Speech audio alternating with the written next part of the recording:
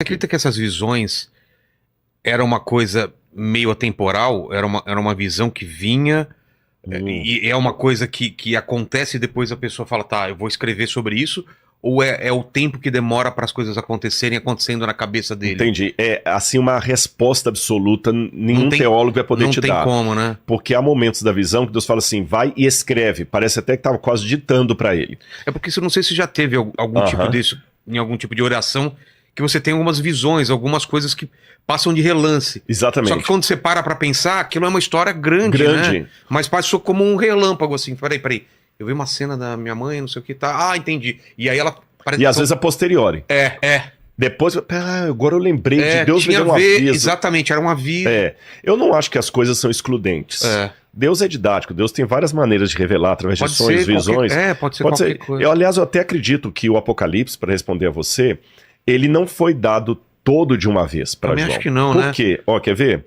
Aqui no capítulo 1, vou dar um exemplo para você que responde a sua pergunta. Capítulo 1, versículo 10, diz assim: Achei-me em espírito no dia do Senhor, e ouvi por detrás de mim uma voz como de trombeta dizendo, escreve num livro. Então, ele se achou em espírito no dia do Senhor. Seria o quê? O domingo? Tem três maneiras de entender isso aqui. Tem três maneiras. Adventistas, batistas do sétimo dia, entendem que o dia do Senhor aqui é o sábado. Tá certo? O sábado, ponto. Outros que guardam o domingo entendem que não, o dia do Senhor é o domingo. Tanto é que a palavra domingo, Dominus Dei, né, é o dia do Senhor em latim. Verdade. São 4 opiniões, na verdade. Tem alguns que acham que o dia do Senhor era o dia do imperador. Sabe quando os documentos antigos falam assim, ano 1862 de Nosso Senhor Jesus Cristo. Sim. Né? Então, na Bíblia tínhamos assim, no 3º ano do reinado de Joaquim, rei de Judá, nas calendas de julho do reinado de César. Entendi. Então, eu acredito que João também escreveu assim, olha, no dia do Senhor Imperador. E a quarta opinião é que esse dia do Senhor significaria a volta de Jesus, que no Antigo Testamento fala o seguinte, terrível será o dia do Senhor. Entendi. Eu vou defender a posição que eu admito e falar por que eu não concordo com as outras. Começando de trás para frente. Por que eu não acho que pode ser o dia do Senhor a volta de Jesus? Porque para ser o dia do Senhor eu tenho que criar uma situação que o grego não permite. Arrebatado. Fui até o dia do Senhor. Não dá a entender isso. No grego está no dia do Senhor e não até o dia do Senhor. Tá certo? Segunda razão por que não pode ser a volta de Jesus. Porque em grego, quando fala dia do Senhor, na tradução grega do Antigo Testamento, está remera kyriou. Remera kyriou. Aqui está kyriake remera. Então, em português, parece a mesma coisa, mas em grego é diferente. Então, descarto que seria o dia do Senhor, a volta de Jesus. Não acho também que poderia ser o dia do imperador, porque nós não temos essa expressão usada em nenhum documento romano. E também ficaria estranho João, que estava ali preso pelo imperador, escrever enaltecendo o imperador. Aí sobram 2, ou é o sábado ou é o domingo. Eu, particularmente, como entendo que a palavra domingo não existe na Bíblia, em nenhum momento, nenhum canto fala domingo, domingo é uma criação latina. A posteriori, exatamente. Fala o primeiro dia da semana, e o primeiro dia da semana nunca é chamado de dia do Senhor, o sábado que é chamado de dia do Senhor, então eu interpreto que ele foi arrebatado num sábado. Tá? Já dei as 4 interpretações. Agora, mas eu não posso esquecer da pergunta que você me fez, foi tudo de uma vez? Quando você vai no capítulo 4, diz assim, depois dessas coisas, olhei e eis uma porta aberta no céu, e a primeira voz que eu ouvi, que era como de trombeta, falou comigo dizendo, suba até aqui e eu lhe mostrarei o que deve acontecer depois dessas coisas. Imediatamente eu me achei no Espírito. Primeiro escreva o que eu vou te falar.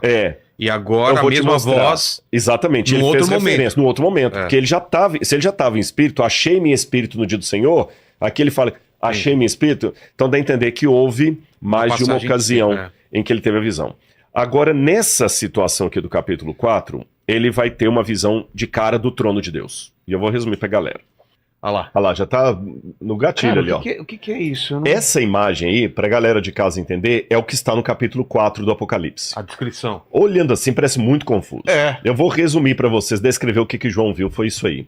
Ele viu o trono de Deus, e em torno do trono de Deus ele viu 4 seres viventes, contendo 4 asas cada um. Um tinha um rosto de águia, o outro de leão, o outro de homem, o outro de um boi ou novilho, tá certo?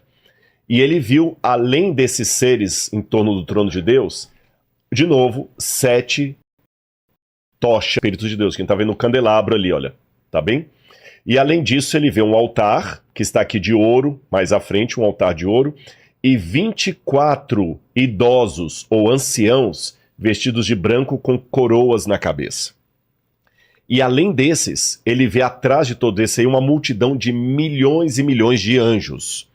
Por que João viu o céu desse jeito tão esquisito? Vamos por partes. Decifrando por partes. Deus trabalha partindo do conhecido para o desconhecido. Na época do Antigo Testamento, não sei se você lembra, lá no museu eu até mostrei isso, e a galera de casa que não assistiu o episódio do Inteligência Limitada no Museu do MAB, assiste que vale a pena. Na entrada do museu nós temos 2 lamaços, que são 2 seres assírios, 2 estátuas assírias que ficavam no trono de Senaqueribe.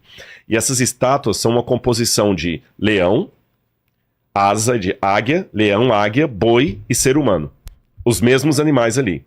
Então, na mentalidade antiga, é como se a divindade ficasse cercada por seres alados que cobriam a glória da divindade para não ofuscar os adoradores. Certo.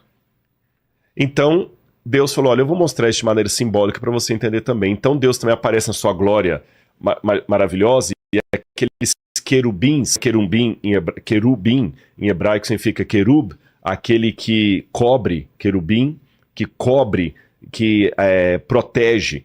Agora no eclipse que teve nos Estados Unidos, eu saí dos Estados Unidos um dia antes do eclipse. Poxa, mas você estava na região lá do Texas? Não, eu estava em Washington. Washington não ia ser completo. Não ia perder muita coisa. Mas o pessoal que olhou teve que olhar com óculos. Não é isso? Senão cegava. Então é como se a glória de Deus fosse tão imensa que ele tivesse seres especiais em torno dele, esses anjos, para abrandar o brilho de Deus, para não ofuscar os demais. Aliás, só vou abrir um parênteses, a tradição cristã de longa data entende que Lúcifer, o anjo que caiu, era o anjo cobridor.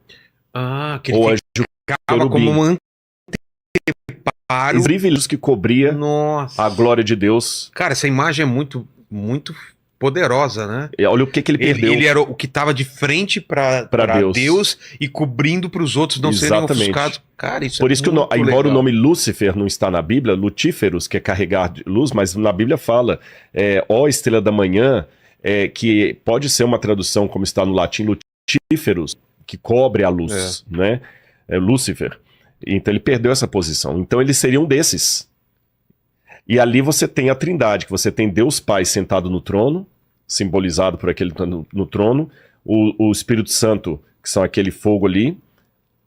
Jesus vai aparecer daqui a pouquinho, que eu falei só do Pai e do Espírito Santo. E aqueles 24 anciãos, quem seriam? Por que o número 24? Agora eu tenho que dar uma para os números. Lembra que eu falei que os números na Bíblia têm significado como os nossos? Sim. 7, só para lembrar, perfeição. Você falou 3, número divino. 4, universal. E 12. Apóstolos. Tá indo bem. Que mais? 12. Filhos de Jacó. 12 tribos. 12 tribos de Israel. 12 é o símbolo do povo de Deus. Só que eles tinham uma coisa que nós não temos. Eles multiplicavam o número quando queriam dar um sentido especial para ele. Um superlativo. Por exemplo, falando em português, se eu quero falar que o cara é nota 10, eu falo assim, Vilela, pode chamar que esse cara aí é 10 vezes 1000. Tá. Eu quero dizer que ele é legal. Quantas vezes devo perdoar? 7 vezes. 7 vezes. Quer dizer, de maneira perfeita? Não te digo perfeita, mas de maneira perfeita. Jesus falou perfeitíssimo. 70 vezes 7. Então aqui 12 é um múltiplo. 24 é um múltiplo de 12. 12 vezes 2. Alguns pensam que esses anciãos não eram anjos porque eles estão com coroa. Em nenhum momento da Bíblia, anjos ostentam coroa. Quem ostenta coroa, a promessa da coroa no Apocalipse é para os filhos de Deus. Lembra que conserva o que você tem para que ninguém roube a sua coroa? Então a coroa no Apocalipse nunca é dada a anjos, em nenhum canto da Bíblia. A coroa é dada por aqueles que vão reinar e governar com Cristo, seres humanos que forem salvos. Entendi. Então ali está falando de representantes do povo de Deus que já estariam no céu agora, ali em torno do trono. E quem seriam esses? Quando a gente vai para o Evangelho de Mateus, quando fala da morte de Jesus, tem uma passagem aqui muito curiosa. Capítulo 27, Mateus capítulo 27, versículo 51 em diante diz assim, quando Jesus morreu. Eis que o véu do santuário se rasgou em duas partes, do alto a baixo, e a terra se tremeu, e as rochas se partiram, os túmulos se abriram, e muitos corpos de santos já falecidos ressuscitaram. E Paulo, quando fala dos salvos, fala dos que vão ser salvos pela ressurreição, dos que vão estar vivos na volta de Jesus, e ele menciona uma terceira classe que ele chama as primícias. Você já ouviu falar de primícias? Já, O que é primícias? Então, nunca entendi. Os primeiros frutos que são colhidos. É a parte melhor. Melhor, exatamente. Primeiro você colhe os primeiros frutos, o que você tinha, que mostrou também lá no museu atrás, do azeite, Exato, né? Pronto, você deu um excelente exemplo. Que primeiro vinha um azeite melhor, que era o de maior qualidade. Que a gente chama de extra virgem. Isso, e depois vem os outros. Então as primícias, você espremia, dava o melhor. E espremia do que sobrou, dava o segundo. E espremia, ia dando... Entendi. Vamos pensar assim, até numa questão orçamentária em casa. Tá. Se você, quando chega assim, tem isso aqui, quanto você vai pagar, você prioriza. O primeiro dinheiro que você parar é esse aqui, ó. Vamos supor que, Deus que defenda, você está com um parente muito querido no hospital. Plano de saúde. Olha, não primeira coisa é o plano de saúde. Se for para atrasar alguma coisa, eu atraso a água, mas isso aqui, o plano de saúde, eu não vou brincar. Então, na Bíblia, os primícias é para Deus. Por isso que a primeira colheita se mandava pro templo. Entendi. Então, simbolicamente, é como se Cristo, ao ir ao céu, levasse com ele já as primícias dos salvos. Senhor, aqui estão com alguns. E eles se assentam ali. É o que representam esses 24. Exatamente. 12 vezes 12. 12 vezes 12. Então nós temos ali. Por que colocou desse jeito? Quando você vai nos tempos do Antigo Testamento, era assim que Israel estava acampado no deserto. Ah, é? Ficava o santuário no meio, o santuário com um candelabro de sete chamas, o trono de Deus, a arca dos 10 mandamentos, o santuário ficava no meio, e em volta ficavam as tribos de Israel. E aqui a gente tem justamente isso. Você tem Deus no centro, como se fosse o santuário, e em volta os 24 anciãos representando as tribos de Israel, ou seja, Deus no meio do seu povo. Entendi. De maneira histórica, de maneira profética. Agora, no capítulo 5, vai ter uma coisa que vai estranhar isso aqui. Porque João vê na mão daquele que está no trono um livro. Aí se você escrever assim... livro selado com 7 selos. Aí a imagem que aparecer vai ser um rolo, sim. João vê na mão de Deus como se fosse um papiro. Sei. Com 7 lacres. O selo é um lacre. Cara, tem umas imagens boas disso, eu já pesquisei, dá uma olhada. Você já viu, né? Já com 7 selos. E aí eu vou explicar. Vamos ler rapidamente enquanto ele acha ali. Olha, veja bem. Capítulo 5. Vi na mão direita daquele que estava sentado no trono um livro em forma de rolo. Então o livro não era assim, ó. Era um pergaminho mesmo, né? Como se fosse enrolado, né? E fechado. Fechado, em forma de rolo. Ele estava enrolado. Eu ia pegar um papel desse mesmo aqui, ó. Exatamente, rolado assim, olha. E ele fechado com 7 lacres aqui. Vi também um anjo forte que proclamava com grande voz: quem é digno de quebrar os selos e abrir o livro? Ora, nem no céu, nem sobre a terra, nem debaixo da terra, ninguém podia olhar para o livro, abrir o livro, nem mesmo olhar para ele. E eu chorava muito, aí olha. E eu chorava muito, porque ninguém foi achado digno de abrir o livro, nem mesmo de olhar para ele. Então um dos anciãos me disse: não chore, porque o leão da tribo de Judá, a raiz de Davi, venceu para quebrar os selos e abrir o livro. O que significa isso? Eu já vi várias interpretações, que esse aqui é o livro do juízo final, que esse é o livro do destino da humanidade. Eu encontrei uma explicação mais simples. Vou dar a explicação que, a mim, particularmente, eu acho que é a que mais casa com isso aqui. Eu sempre estou colocando isso, eu vou dar a minha interpretação, porque eu não quero ser arrogante aqui. Claro. Acho que estou deixando bem claro para a galera de casa que é o Rodrigo Silva dando a interpretação dele. Pode ser outro que discorde, desde que discorde com educação e classe e elegância. Claro. Olha bem, na arqueologia, os livros, os documentos no passado, eles eram guardados em cartório hoje. Tá certo? Eles guardavam em cartório. Então eles, por exemplo, eles pegavam certidão de casamento, certidão de nascimento, que havia também, algumas coisas, faziam um rolo, como você fez ali, e lacravam. Tá certo? Cartas, quando eram enviadas, também eram lacradas assim. Eu escrevi uma carta, me dá esse papelzinho, por favor. Escrevi uma carta aqui pro Vilela, né? A gente vê em filme, né? Prezado, Vilela, blá, blá, blá, blá. Agora eu quero que... Colocava um pouco de cera e colocava o anel, um anel, um tipo de um... um sinete, né? É um sinete mesmo, um selo mesmo. Ó, eu quero ter certeza que é o Vilela que vai abrir, senão ninguém. Aí aqui nessa parte... Mais, aqui assim, pegou? Aí chega aqui, eu também tá a aberturazinha aqui, ó.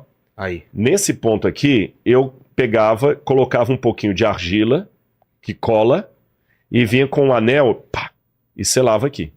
Quando o Vilela recebia a minha carta, o Vilela sabia que a carta chegou intacta. Ninguém abriu. Exatamente. Aí o Vilela fala, a carta é pra mim. Aí o Vilela quebra o lacre, abre a carta e lê o que eu escrevi. Tudo bem até aí? Game of Thrones, você vê muito isso. Game of Thrones. Só que havia uma coisa. Não que Game of Thrones tá seja Bíblia, uma representação da Bíblia, mas só pra dar um exemplo, né? Não, mas tem coisas, né? Gestos. Agora, só que tem uma coisa. Tinha um tipo de documento que tinham 7 selos. Porque normalmente os documentos tinham 1 a 3 selos. Ah, é? Nunca mais do que isso. Mas tinha um documento específico que tinha 7 selos. Qual era? Herança. Ah... Inclusive, nós temos achados arqueológicos da região de Samaria, se eu não me engano, em Elefantina também, documentos judaicos até de 400 a.C., papiros, e alguns estão muito bem preservados, que o documento já está todo assim, bem preservado, não para 2.400 anos, craquelado, mas você vê os 7 selos. Então, quando tinha 7 selos, era porque era referente à herança. Herança. Então. Em Roma também havia isso. Quando uma herança ia ser dada... eles traziam o tabelião, e o tabelião vinha com 7 testemunhas. E cada uma selava o documento para dizer assim, olha, essa herança realmente pertence ao Vilela e mais ninguém. Tá bom? 7 selos. Então, se João viu na mão de Deus um livro com 7 selos, pelos critérios da época, ele entendeu que estava na mão de Deus uma herança. Exato. Uma herança. Agora, mais um detalhe. Por que o livro era escrito por dentro e por fora? Eu vou ler de novo essa passagem aqui, olha. A Bíblia diz assim, e para mim mais uma evidência que era uma herança. Por dentro e por fora, se era um rolo, você via o texto era frente e verso, é isso? Boa pergunta. Esse aqui eu não vou falar para ele procurar a imagem não, que essa vai ser mais difícil de achar. Qual? Eu tenho em casa, mas eu vou desenhar aqui para vocês. Deixa eu ler a passagem de novo, que às vezes o pessoal não percebeu. Aqui, olha. Vi na mão direita daquele que estava sentado no trono um livro em forma de rolo, escrito por dentro e por fora. Esses selos que eu falei, esses livros selados de herança, eles eram assim, ó. Tá aqui a folhinha de papel, tô pegando certinho aqui. Assim, né? Aqui eles escreviam herança. Certo. Aí eles faziam assim, ó. Dobravam aqui. Coloca aqui, ó. Dobravam aqui assim. Tá. Só até metade. Só até metade. Só até metade. Aí aqui, eles colocavam 7 lacres. Tá. 1, fechando. 2, 3, 4, 5, 6, 7 lacres. Certo. E o que escrevia aqui? Um resumo do que estava aqui dentro. Ah, para você ter uma ideia do conteúdo do... Por que isso? Vamos pensar em praticidade. Claro, tá numa estante cheio de Exatamente. Chegou agora o filho do Vilela, o Noah tá aí para pegar a herança dele. O cara pega o documento errado. É como chega a carta fechada para você e vem lá, você sabe que já é IPTU, ou é multa, exatamente, ou de quem vem. Antes de abrir. Infelizmente. Exatamente, infelizmente. Porque, imagina bem, se num cartório daquela época romana, o Noah chegou aí pra pegar a herança que o Vilela deixou pra... Aí o cara, por equívoco, ao invés de pegar a herança do Noah... Quebra o lacre de outro. Quebra o lacre de outro. Então, pra eu ter certeza que é do Noah mesmo, ele confere. É você mesmo? Então, ele tá escrito por fora, mas tá lacrado. Entendi. Mais uma prova que é documento de herança. Por que João chorava copiosamente? Quando João estava com Jesus no Monte das Oliveiras... no Monte das Oliveiras, não. Vou corrigir isso aqui. Deixa eu começar de novo, pode ser? Começa comigo? Não comigo mesmo. Não, mas uma reação minha? Vai. E por que João chorava copiosamente ao ver o livro da herança na mão de Deus? É porque João certamente estava com Jesus quando no alto daquela montanha lá na Galileia, Jesus ensinou as bem-aventuranças e ele ouviu dos lábios do Salvador Jesus dizendo assim: Bem-aventurados os pobres de espírito, porque deles é o reino do céu. Bem-aventurados os que choram, porque serão consolados. Bem-aventurados os mansos, porque herdarão a terra. Preste atenção. João ouviu, os mansos herdarão a terra. Essa promessa da herança está espalhada em toda a Bíblia. Muitos judeus do Antigo Testamento, hebreus, pessoas que eram fiéis a Deus, cristãos do Novo Testamento, morreram esperando a herança. Hebreus capítulo 11 fala da galeria dos heróis da fé que morreram aguardando a promessa de Deus da terra prometida. Que não é necessariamente a terra de Israel, estou falando agora daquela cidade cujo construtor e arquiteto é o próprio Deus, diz o autor de Hebreus, que até Abraão esperou essa cidade. Então todo mundo está esperando ser o que vai herdar a terra. Só que tem um problema. Porque o único que pode abrir os lacres é o herdeiro. Mas o Apocalipse diz que logo depois que João viu aquilo na mão de Deus, ora, nem no céu, nem sobre a terra, nem debaixo da terra, ninguém podia abrir o livro, nem mesmo olhar por ele. O que você conclui? Ninguém tinha dignidade para ser herdeiro. Se ninguém era herdeiro, o lacre não seria partido, a herança não seria conferida. Faz sentido? Claro. Por isso que João chorava. Aí um dos anciãos daqueles 24 chegaram para ele e falaram assim, João, não chora não, porque o Cordeiro de Deus, que é Jesus, ele venceu para abrir o selo. Ele é o herdeiro. Por isso que Paulo vai falar que nós somos co-herdeiros com Cristo. Cristo é o herdeiro de Deus. Nós somos co-herdeiros com Cristo.